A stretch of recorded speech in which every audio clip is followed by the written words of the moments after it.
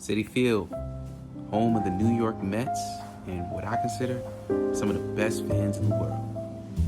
And that's where I met this guy, Carlos, also known as Vntg Mets. Let's find out his story of how he became a Mets fan. Items larger than 16 inches by 16 inches by 8 inches. Hard-sided coolers, all metal cans, glass bottles, open containers, commercial-grade audio, video, and photographic equipment, alcoholic beverages. How did you become a Mets fan?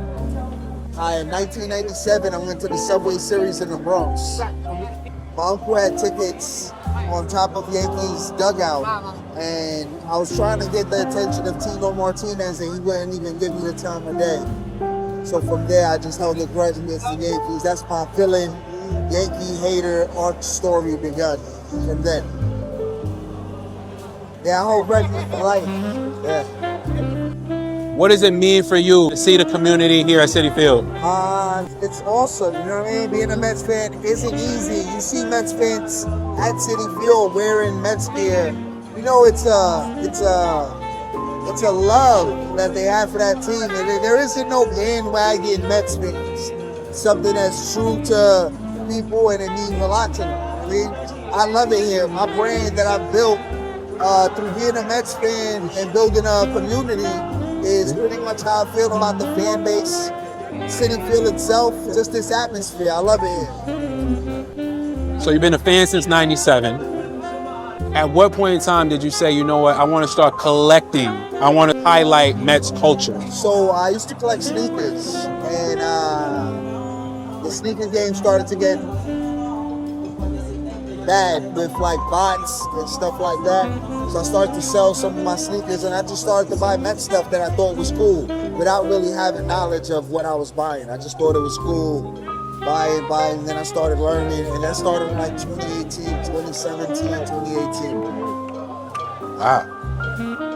Now you have the Instagram handle Vntg Mets, where you develop like a culture within the culture. At what point in time did you say, you know what, I want to go from collecting to...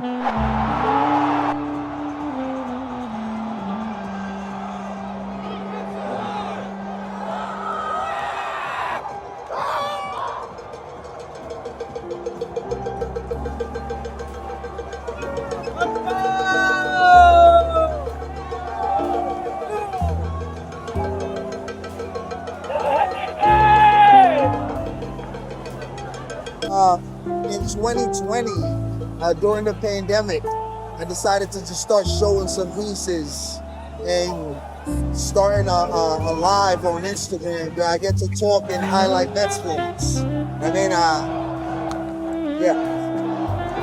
we started to slowly build a community of Let's Go Mets.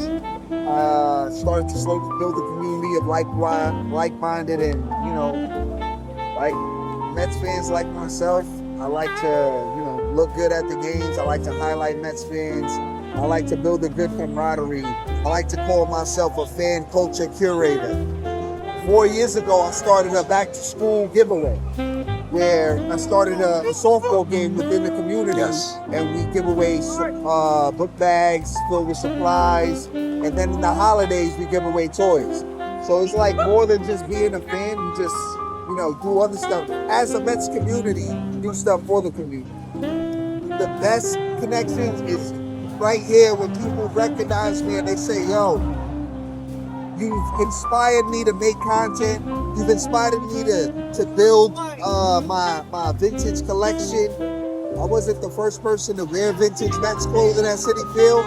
I just made it really cool, really fashionable, and, built my own little culture. I got my own, merch line, and I just got friends, which I call family.